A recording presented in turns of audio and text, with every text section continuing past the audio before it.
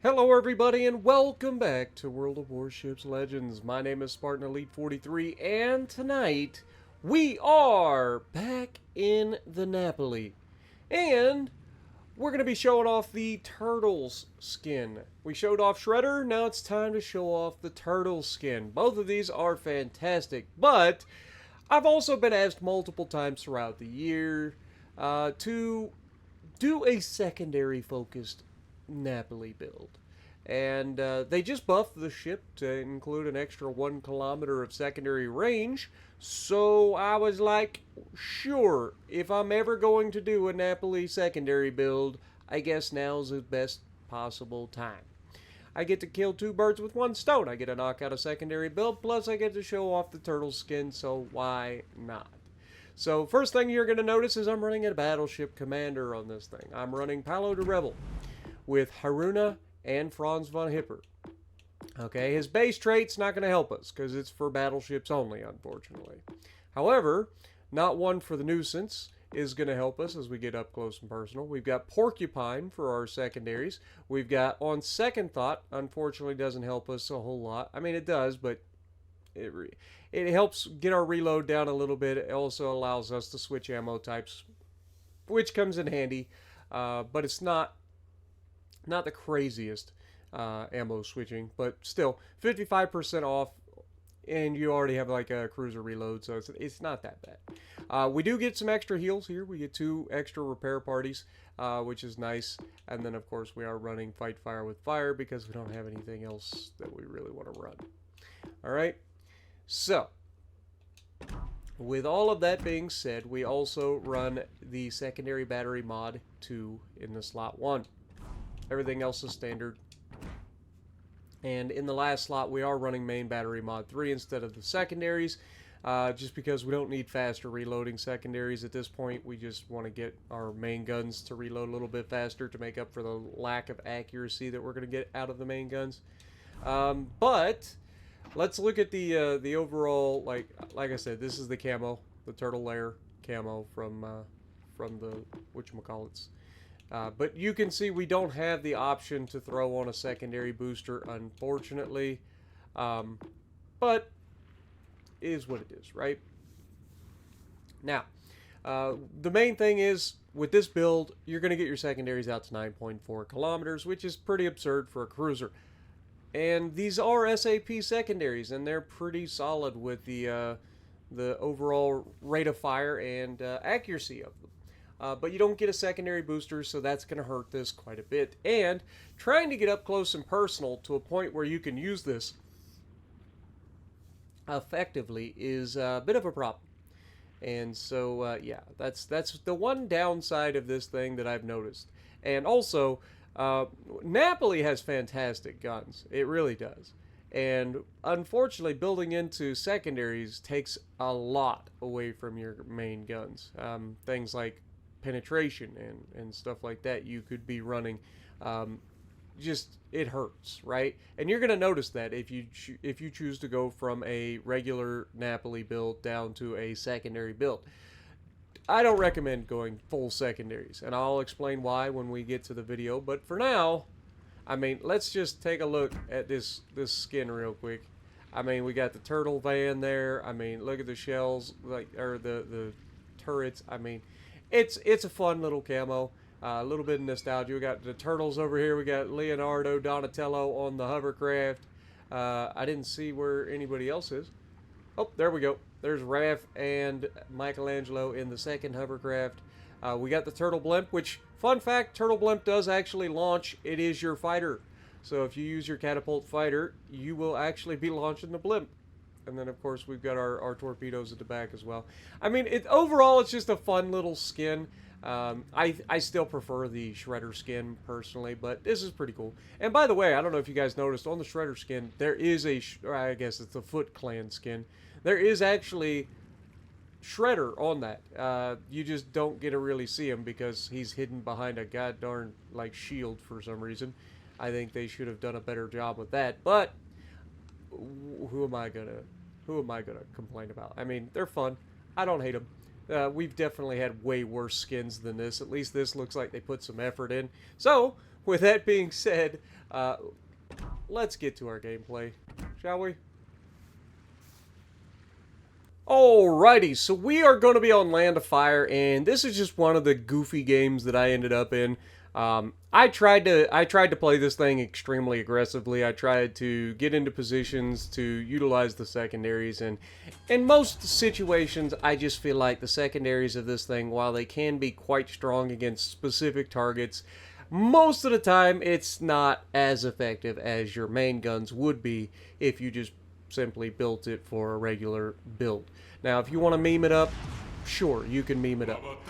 But I don't think it's overall the best build for this thing, and I know a lot of people are probably going to argue, and that's fine. I mean, to each their own. Everybody's got their own play styles. I personally think that this thing is absolutely a beast if you use the regular build, and then it kind of falls off quite a bit, at least from the main guns, and then trying to get in position, even with a battleship, trying to brawl it legendary tier in a secondary focused battleship is difficult. Like, trying to get close, trying to be useful, it is so difficult. Yes, you do get a couple of smoke screens with the Napoli, but even then, I mean, I just find it very, very difficult to close the distance without getting absolutely obliterated in order to use the secondaries. So in most cases, I think by the time that you're able to get into a position where the secondaries are going to be useful, I don't think that building into the secondaries was actually what did it. You know what I mean? Most of the time when you end up in a situation where you're charging a smoke screen with a destroyer in it or whatever,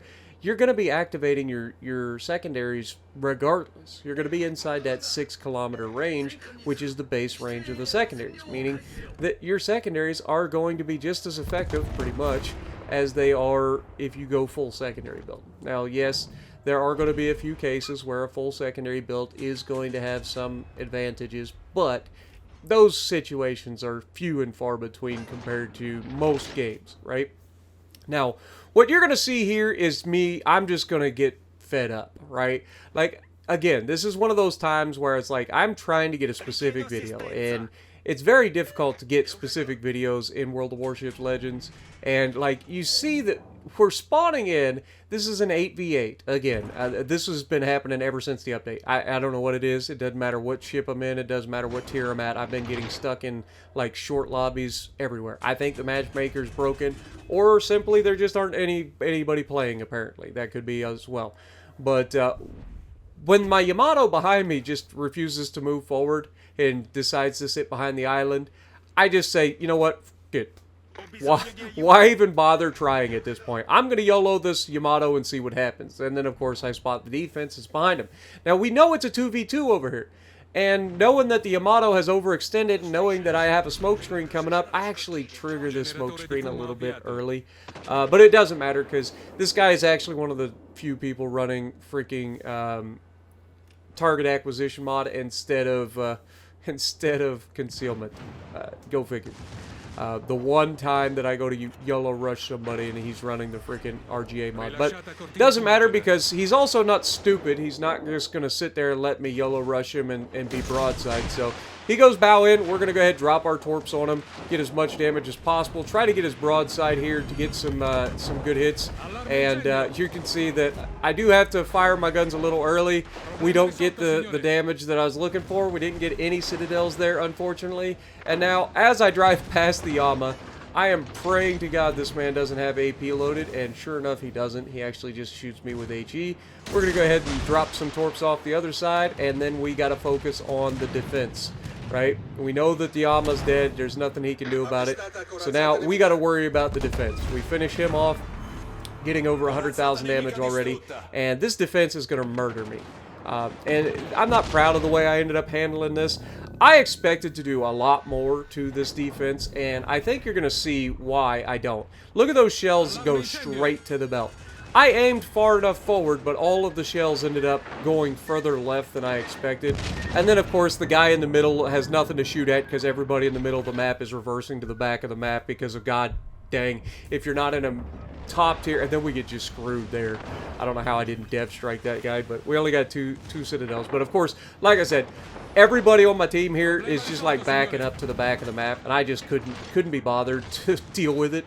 So I was just like, I'm going in. whatever happens, happens. Here I try to get the torpedoes away, and unfortunately they break my torp tubes.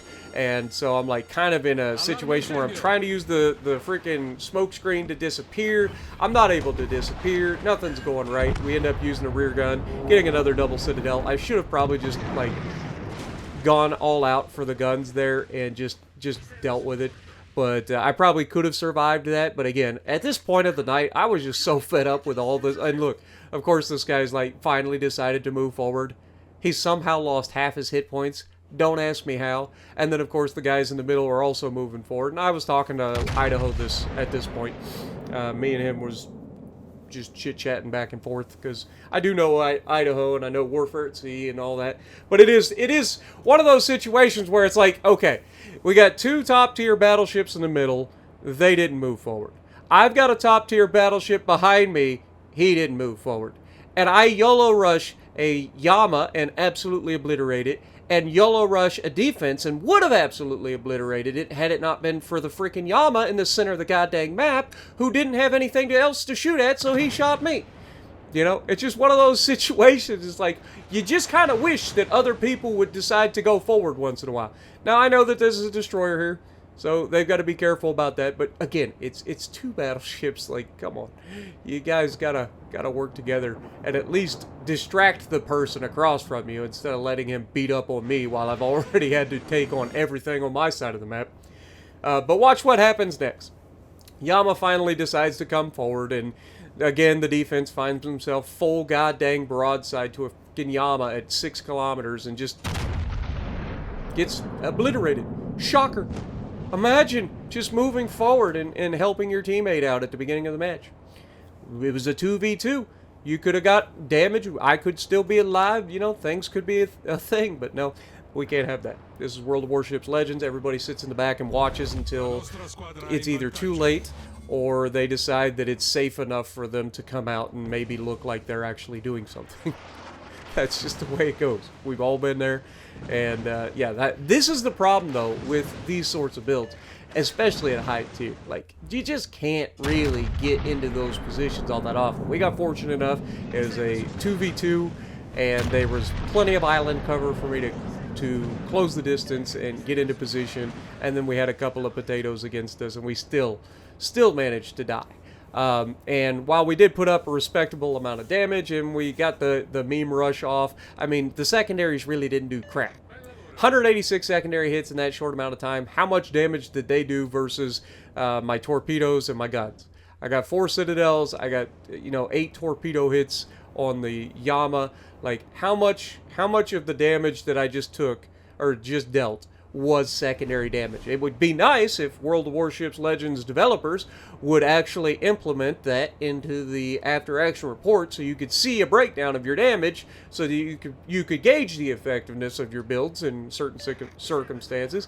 I mean, God forbid, I mean, it's been on PC forever. They have the ability to see their main damage versus secondary damage and all that stuff, so why can't we? Like, there's so many quality of life things that I wish that they would implement into this game. But again, it's just one of those situations where they just never do. They never do.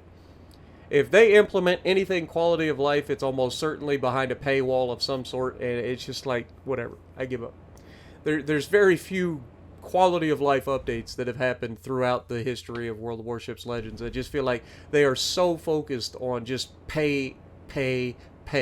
Doesn't matter anything else. Just milk the audience for as much as you can possibly do. That's all they seem to be worried about most of the time. God knows it ain't balanced. God knows it ain't, trying to make the game more interesting. Though, I will say this. I do plan to check out the War Tales. Haven't had a chance to do it yet. I'm trying to get a couple of other people involved in trying to get some War Tales out there for you guys. I want to get some interesting videos for you guys on that just to see what it's like. Haven't had a chance to check it out, though. But one thing I want you guys to see is this Yama and this Yama are all firing HE at this motherfucking destroyer. And both of them managed to hit him and do no damage. This is why I tell battleship captains that, yes, you can technically do more damage with HE to a destroyer. But you can also get absolutely on RNG by destroying AA mounts and secondaries or whatever, and torp tubes or whatever, instead of just dealing outright damage. So that's why I a lot of times don't even bother switching to HE unless I know darn well that I'm going to be able to dev strike somebody, because 9 times out of 10, I have been screwed over by switching to HE on a destroyer with my battleships because it hits things like secondaries or AA mounts or torp tubes or whatever. It'll break modules more often than actually dealing damage to the ship. Whereas over penetrations are going to deal about the same amount of damage, except they're just going to damage the ship, right? So in my opinion, most of the time, I just don't even bother switching over to HE because I'm going to do just as effective or more effective with AP over penetration damage than I am with the HE when it decides to screw me over and hit all the modules. But let me know what you guys think down in the comments below. Do you disagree with my assessment of a secondary build, Napoli? Do you guys enjoy the TMNT content that they brought in? Personally, I like it. But I understand there's a lot of people out there that are griping about it too. They're like, I wish they would do more historical stuff. And I'm right there with you with some things. But I think there is a place for certain skins and stuff in the game. And at least it's not like these are the kind of things that I don't mind. Like when they implement a skin into the game like this, where you can just buy the skin, have a good time, showcasing something that you enjoy or whatever.